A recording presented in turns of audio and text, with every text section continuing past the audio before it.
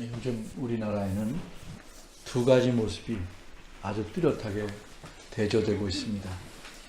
수치스러운 대통령의 모습과 자랑스러운 국민의 모습입니다. 나라일의 최고 책임자인 대통령이 개인적인 일과 공적인 일을 제대로 구분하지 못하였고, 또 모든 일을 행함에 있어서 공의롭지도 못하였고, 국민의 안전에 대한 책임도 성실하게 짊어지지 못했기에 온 국민이 질서 있게 분노하고 있습니다. 지금부터 약 3000년 전에도 이와 비슷한 일이 있었습니다. 역시 그 나라의 최고 책임자가 책임을 다하지 못했기 때문입니다. 그러나 그때에는 온 국민이 아니라 하나님께서 크게 진노하셨습니다. 그래서 하나님께서 그에게 저주를 내리셨습니다. 무엇이라고 저주하셨는가? 그 말씀은 오늘 본문 앞인 2장 27절에서 36절까지 매우 길게 나옵니다. 그 내용을 아주 간단히 말하자면, 공적으로는 제사장 직분을 하지 못하게 하시겠다는 것이고, 사적으로는 자녀들이 젊어서 죽음으로 마침내 그 집안을 멸망시키시겠다는 것이었습니다. 오늘 본문은 이런 하나님의 저주의 말씀 이후에 나오는 말씀입니다.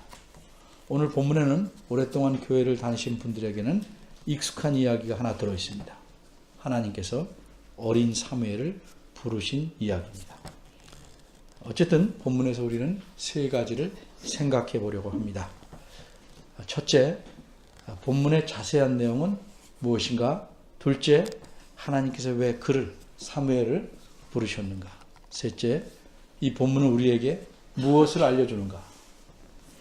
한 소년이 잠을 자고 있습니다. 이 소년은 당시 엘리라는 제사장 밑에서 여러 가지 일을 돕고 있었는데 그의 이름은 사무엘입니다. 하나님께서 잠자고 있던 사무엘을 부르셨습니다. 그러자 그는 자기 이름을 듣고 당연히 엘리 제사장이 부른다고 생각했습니다. 그래서 제사장에게 달려갑니다. 그러나 제사장은 그에게 나는 너를 부르지 않았다 하는 대답을 듣고 사무엘은 다시 돌아와 잠자리에 눕습니다. 이런 일이 3차례나 반복됩니다. 하나님께서 사무엘을 부르신 일은 언제 일어나는가? 유대인의 역사를 기록한 역사가에 따르면 이때 사무엘의 나이가 12살이라고 합니다. 그러나 성경은 사무엘의 나이보다는 먼저 엘리 제사장과 연관해서 말씀합니다. 오늘 본문 2절입니다. 엘리의 눈이 나이가 많아서 점점 흐려지고 이제는 거의 보지 못하는 그런 때라고 말씀합니다. 이어서 3절을 보면 하나님의 등불은 아직 꺼지지 아니했다고 말합니다. 이 등불이란 성소 안에 켜놓은 황금 등대를 가리킨다고 생각합니다.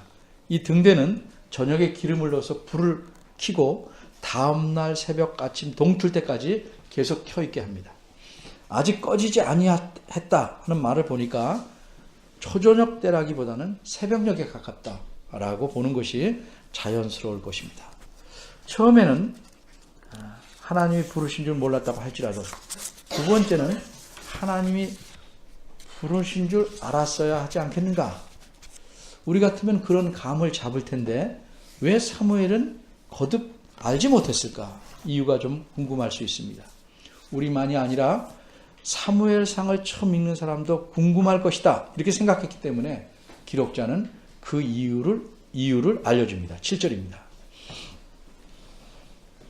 사무엘이 아직 여호와를 알지 못했기 때문이다. 이게 무슨 뜻입니까? 7절 하반절에서 그 답을 찾을 수 있습니다. 여호와의 말씀이 아직 그에게 나타나지 아니하였던 때라. 그러니까 사무엘이 앞으로 하나님과 갖게 될 그런 특별한 관계를 아직 갖지 못했다는 의미에서 여호와를 알지 못했다고 표현한 것입니다. 바꿔 말하면 사무엘이 여호와를 알지 못했다는 것은 그의 이름을 모른다거나 여호와가 누구신지 모른다는 뜻이 아니고 하나님과 긴밀한 관계에 들어가기 이전 상태를 마치 모른다는 식으로 표현한 것이다 라고 이해해야 마땅할 것입니다. 8절에서 10절입니다. 여호와께서 세 번째로 사무엘을 부르시자 그는 다시 엘리에게로 갔습니다. 그제야 제사장은 비로소 여호와께서 이 아이를 부르셨음을 깨닫고 또 부르시면 어떻게 해야 할지를 설명합니다. 드디어 네 번째로 여호와 하나님께서 사무엘을 부르시고 사무엘은 제사장이 가르쳐준 대로 대답합니다. 사무엘이 여호와께로부터 들은 말씀은 정말 간이 철렁하는 이야기였습니다. 감히 어떻게 말을 옮길 수 없는 그런 내용인데 이 내용은 엘리 제사장에 관한 이야기입니다. 이 내용은 한마디로 지난번에 2장에서 하나님께서 자기 사람을 통해서 엘리에게 전달하신 그 저주의 말씀을 압축시켜 놓은 겁니다. 여호와께서 사무엘에게 말씀합니다. 11절입니다. 하나님께서는 정말 엄청난 일을 이스라엘 사람들이 다 보는 데서 행하시겠다 이렇게 말씀합니다. 그것은 귀가 울릴 만한 것이라고 말합니다. 우리말로 하면 천지가 개벽할 만한 소식이다 이런 뜻입니다. 그럼 그 내용은 구체적으로 무엇인가? 12절과 13절입니다. 그것은 엘리와 그의 집, 그의 가문에 관한 것이고 이미 앞에서 즉 2장 27절에서 36절 사이에서 말씀한 겁니다. 근데 하나님께서는 그 일을 처음부터 끝까지 즉 하나도 빠짐없이 다 행할 것이다 라고 말씀합니다. 이렇게 철저하게 심판하시는 이유는 무엇인가?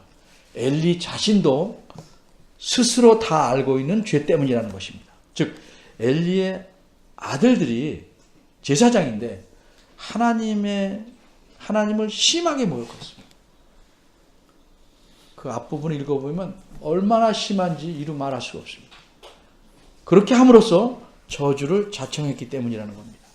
근데 이 악한 일에 대해서 아버지인 엘리가 질책은 합니다. 근데 적극적으로 그런 일을 못하게 하지는 않았습니다. 그래서 14절에서는 이렇게 한 죄악이 얼마나 심각하신지를 이렇게 말씀합니다.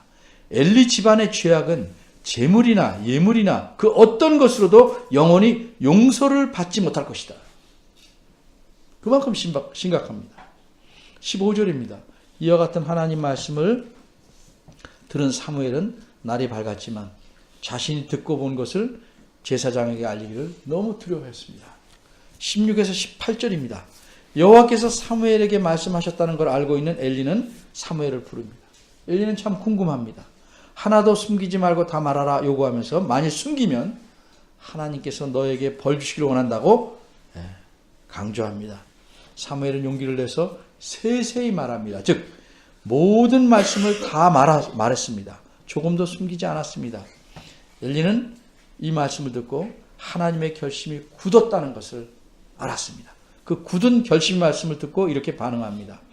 우리말은 약간 부드럽게 해놨는데 직역함은 있습니다. 그분은 여호와시다. 그분이 보시기에 선을 행하실 것이다.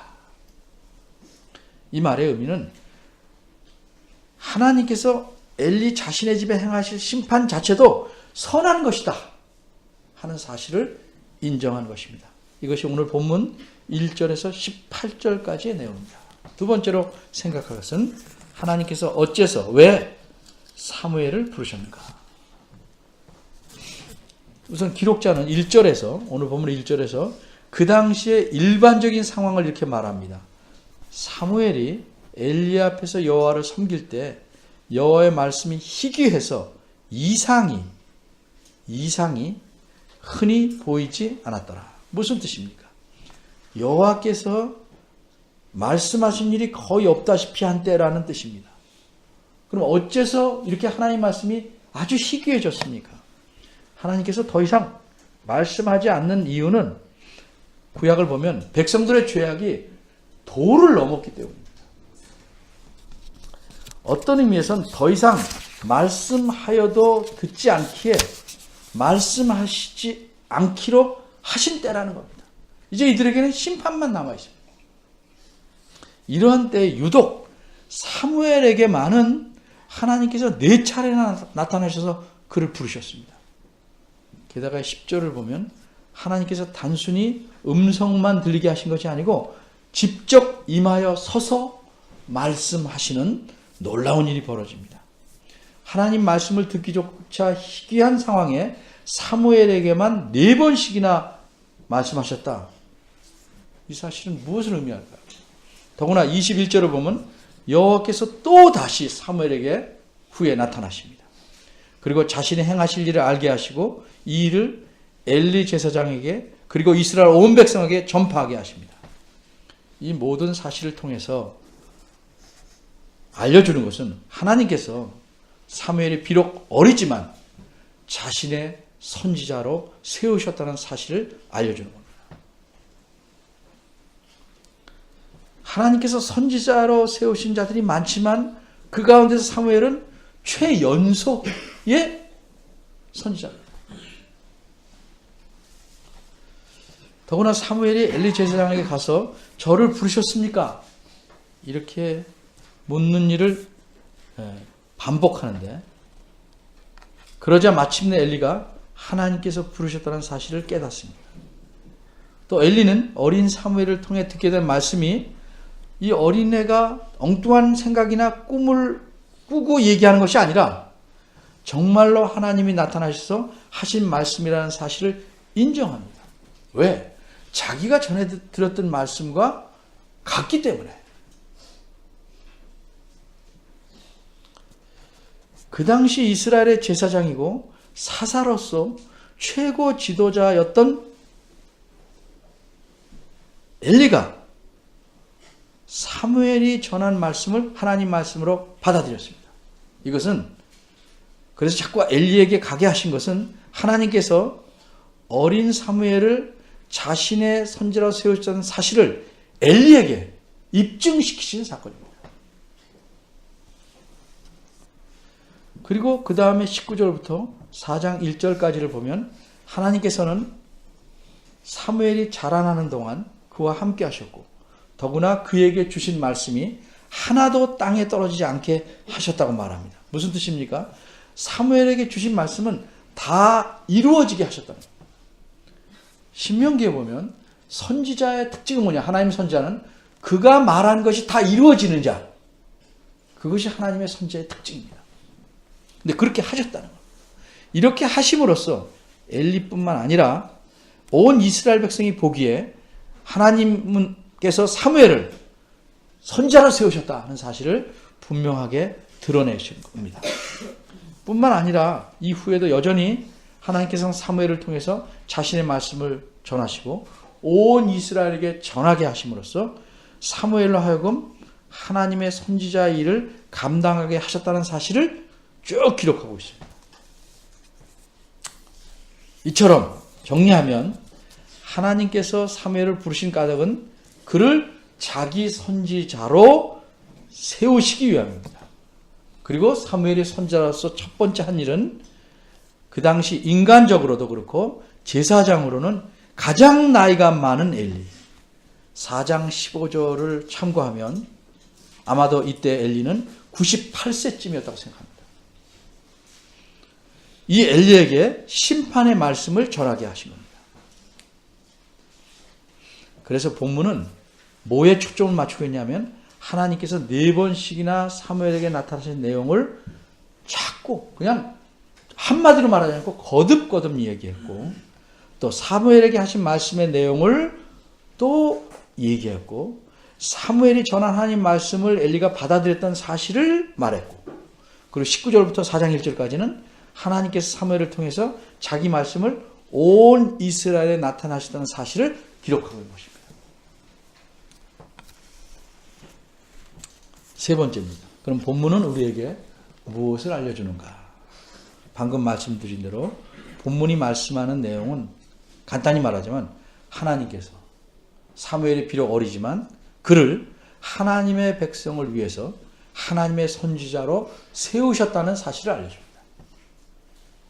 그럼 이 사실이 지금 우리와 어떻게 연관이 되는가?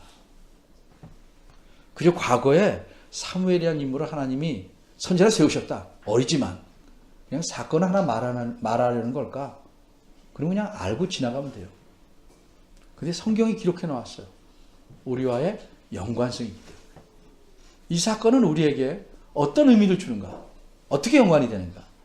좀 연관성을 생각하기 위해서 좀 더 성경 전체를 좀 훑어봐야 됩니다. 우선 선지자란 어떤 일을 하는가 생각해 봐야 합니다. 옛날에 광야에서 하나님께서 이스라엘 백성에게 시내산에서 십계명을 주십니다.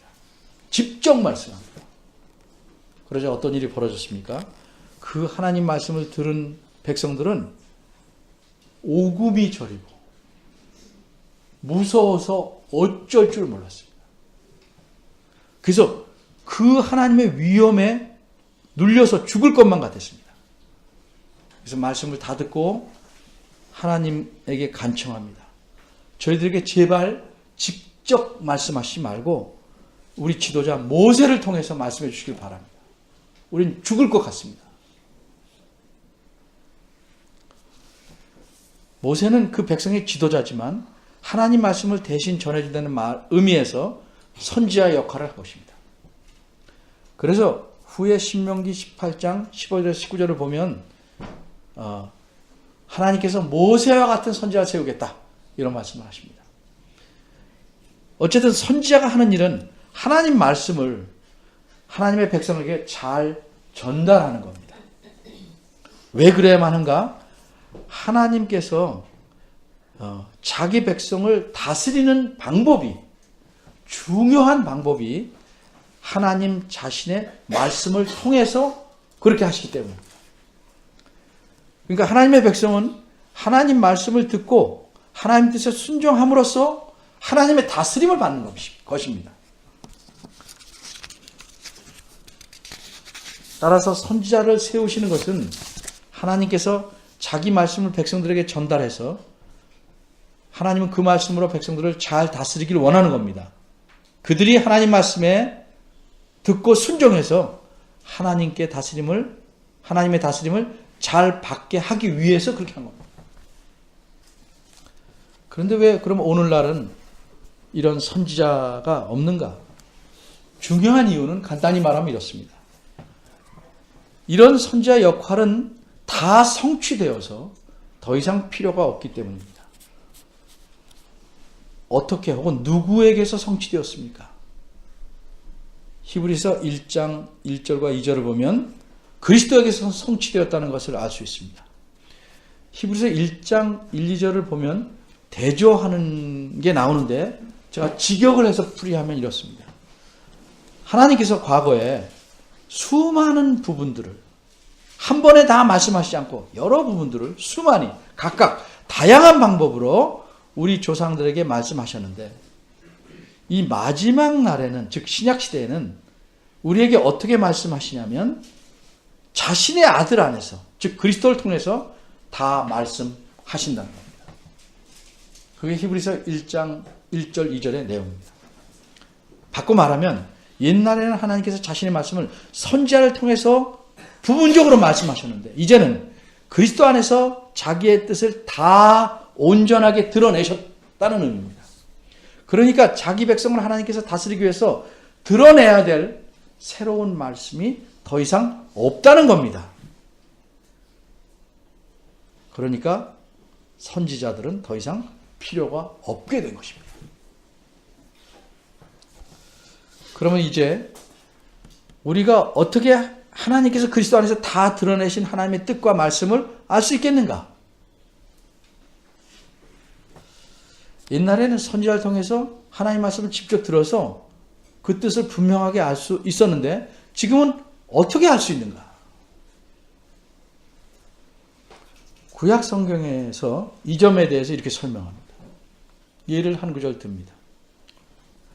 요엘서 2장 28절과 29절입니다. 이렇게 말씀합니다. 그 후에 말세 때 신약시대에 가면 내가 내 신을 만민, 즉 모든 사람에게 부어주리니 너희 자녀들이 장래일을 말할 것이며 너희 늙은이는 꿈을 보며 젊은이는 이상을 볼 것이고 그때 내가 내 신으로 남종과 여종에게 부어줄 것이다.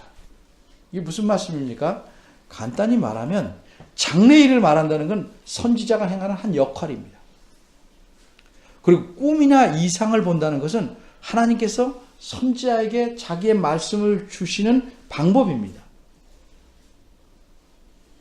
심지어 여종과 남종의 자녀들에게까지 다 하나님께서 신을 주셔서 그렇게 하시겠다는 겁니다. 하나님의 성령을 보내주셔서 그렇게 하시겠다는 겁니다. 그러니까 이 말 뜻은 모든 사람들로 하여금 선지자가 되게 하겠다는 의미입니다. 선지자 직분을 갖다는 게 아니고 하나님의 말씀을 직접 들은 선지자들처럼 하나님의 뜻을 밝히 알게 하겠다는 뜻입니다. 근데 그것이 과연 이루어졌는가? 그렇습니다. 베드로는 사도행전 2장 17절 18절에서 금방 말씀한 구약성경의 말씀을 이렇게 풀어서 설명합니다. 하나님이 가라사대 말세 내가 내 영으로 모든 육체에게 부어주리니 너희 자녀들은 예언할 것이요. 말을 풀어서 합니다. 너희 젊은이들은 환상을 보고 너희 늙은이들은 꿈을 꾸리라. 그때 내가 내 영으로 남종과 여종에게 부어주리니 저희가 예언할 것이요. 라고 말합니다. 근데 이 말을 왜 하냐면 이 땅에 오순절 때 성령님께서 오신 사건과 연관해서 말한 겁니다. 정리하면 그리스도를 믿는 모든 사람들이 갖는 공통적인 특징이 뭡니까? 그 사람과 성령 하나님이 함께 하시다는 겁니다. 그렇기 때문에 그리스도를 믿는 모든 사람들은 직접 하나님의 뜻을 밝히 알 수 있게 되었다는 것입니다. 선지자들이 더 이상 필요 없이 선지자들처럼 하나님의 뜻을 분명하게 알 수 있게 되었다는 의미입니다.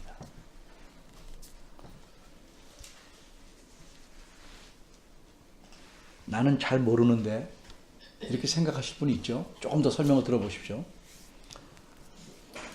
어쨌든 오늘날에는 선지라는 직분이 존재하지 않습니다. 이것은 마치 예수님이 이 땅에 오셨으므로 더 이상 구약의 성전이라는 건물이 필요 없는 것과 같습니다. 따라서 하나님께서 자기 백성을 위해서 과거의 선지자들을 세웠다는, 또 오늘 본문에서는 사무엘을 선지자로 세웠다는 이 말씀은 이제는 우리가 하나님의 뜻을 밝히 알 수 있는 자리에 이르렀으므로 그 구약시대의 하나님 백성들이 사무엘에 전달하는 말씀을 듣고 하나님의 다스림에 순종하였듯이 그렇게 이제 우리 각자가 하나님 앞에서 하나님 말씀을 듣고 순종해서 다스림을 받아야 될 책임이 있다는 사실을 말해주는 겁니다. 구약시대는 선지자를 통해서 하나님의 말씀을 듣고 다스림을 받았습니다. 지금 그런 선지자가 없어요. 어떻게 하나님의 다스림을 받는가? 성령이 우리 안에 계셔서 그리스도 안에서 이루신 그 모든 사건을 기록한 말씀을 통해서 하나님의 뜻을 알고 그의 다스림에 복종하는 겁니다. 그럼 우리는 어떻게 하나님의 뜻을 밝게 하는가? 금방도 제가 암시했지만 간단히 얘기하면 하나님 말씀을 공부해야 합니다. 그리스도를 통해서 주신, 즉 과거의 선지자를 통해서 주신 모든 하나님 말씀, 이제는 이 신구약 성경 말씀 안에 다 담겨 있기 때문에 더 이상 선지자가 필요 없습니다. 그러니까 그분의 하나님의 다스림을 받는다는 것은 내 의견대로 이렇게 하면 하나님이 좋아하실 거야 하고 마음대로 하는 것이 아니고 하나님 말씀이 성경에서 가르쳐주는 바대로 하나님께서 어떤 분인지 드러내고 무엇을 원하시는지 아는 바대로 순종하는 겁니다. 이게 하나님의 다스림을 받는 겁니다. 이게 성령의 다스림을 받는 겁니다. 성경 말씀대로 순종함으로써 하나님의 다스림을 받는 것입니다. 하나님을 입으로만 왕이요 우리를 다스린다고 그러지 말고 진정으로 인정한다면 성경을 공부해야 합니다.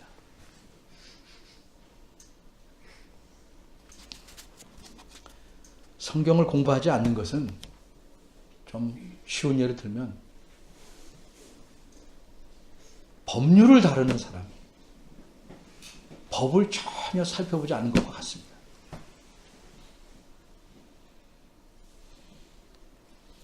변호사가 법을 모르면 변호할 수 있겠습니까? 하나님의 말씀을 모르면 하나님의 다스림을 받아서 살 수가 없습니다.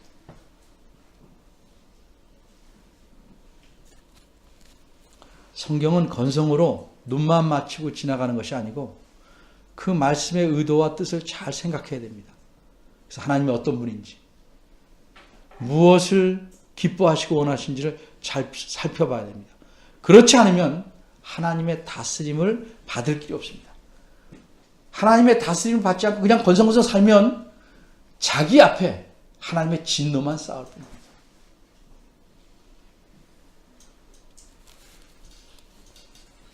하나님의 나라라는 것은 폭력과 무력으로 만들어지는 것이 아니고 온전히 하나님의 뜻에 순종하고 이 하나님 뜻이 다 들어있는 성경 말씀대로 따라서 살아가는 데서 커지고 확장되는 겁니다.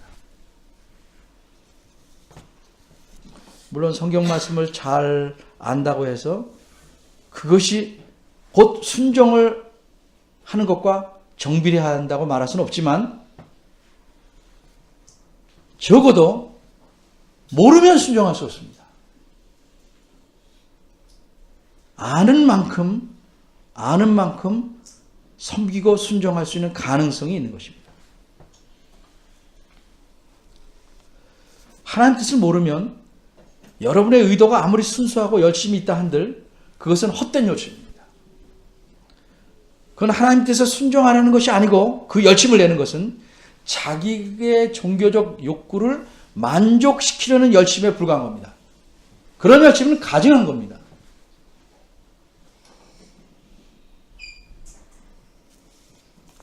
따라서 교회로서 우리가 진정 힘써야 될 일은 그냥 설교를 잘 듣는 것만으로 만족하지 말고 부지런히 여러분이 성경을 읽고 살펴서 말씀의 뜻이 무엇인가 자꾸 공부해야 됩니다. 그리고 성실하게 하나님의 다스림을 말씀을 따라 삶으로써 받아야 합니다. 그렇지 않으면 개인이나 교회나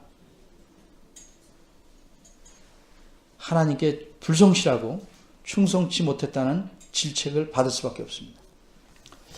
베드로전서 1장 10절에 보면 선지자들도 자기네들이 받은 이 말씀이 구체적으로 어떤 뜻인지 더 잘 알기 위해서 열심히 연구했다고 말합니다. 선지자들도.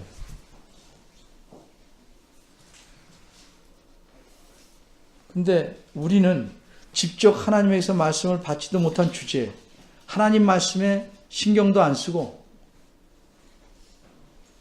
건성건성 살아간다는 것은 옳은 일은 아니죠. 정말 잘못하는 일이죠. 하나님 말씀을 귀담아 듣고 그 말씀의 뜻을 생각해서 하나님의 의도대로 잘 행하며 살아가려고 힘써야 할 것입니다. 하나님께서는 어린 사무엘을 선지자로 세워서 최고령의 제사장에게 하나님 말씀을 전하게 하셨습니다. 근데 이 최고령 100세에 가까운 제사장은 어린아이가 전했다고 해서 무시하지 않고 받아들입니다. 왜? 그가 전한 말씀이 하나님 말씀이기 때문입니다. 그리고 하나님의 선하심을 고백합니다. 누구든지 인간은 하나님 말씀 앞에 머리를 숙여야 합니다. 하나님을 나의 주인이다, 왕으로 생각하신다면 하나님 말씀인 성경을 배워서 알고 순종하는 일에 더욱 관심을 기울여야 합니다. 이것이 하나님을 가장 기쁘시게 하는 일 중에 하나고 하나님의 다스림을 잘 받는 유일한 길입니다. 상식을 넓히기 위해서 성경을 보는 것이 아니고 하나님의 다스림을 그분이 기뻐하시도록 잘 받기 위해서 해야 될 일입니다. 이 점을 여러분이 늘 명심하기를 바랍니다. 기도하겠습니다. 하나님, 저희가 하나님을 주이라 생각하며 왕이라 생각하지만 하나님 말씀에 순종해서 성경을 잘 살피고 그 뜻을 깊이 알아보려 하기보다는 그저 우리의 상식대로 우리의 인간적인 종교적 열심에 따라서 행동하려는 경향이 많이 있음을 고백합니다. 이런 저희들을 용서해 주시고 우리 마음속에 계신 성령 하나님께서 저희 마음을 열어주셔서 참으로 하나님 말씀을 보게 하시고 그 뜻을 알 수 있는 지혜도 주시고 그 뜻을 잘 파악해서 서로를 돌보아 줄 수 있고 그 말씀대로 살 수 있는 교회로 묶어주심을 감사하고 하나님 앞에 바르게 살아가도록 이끌어 주옵소서. 저희 마음을 열어주셔서 하나님의 뜻을 더욱 살펴보며 애씀으로써 하나님의 자녀, 백성된 도리를 다할 수 있는 저희들이 되게 이끌어 주옵소서. 예수님의 이름으로 기도합니다.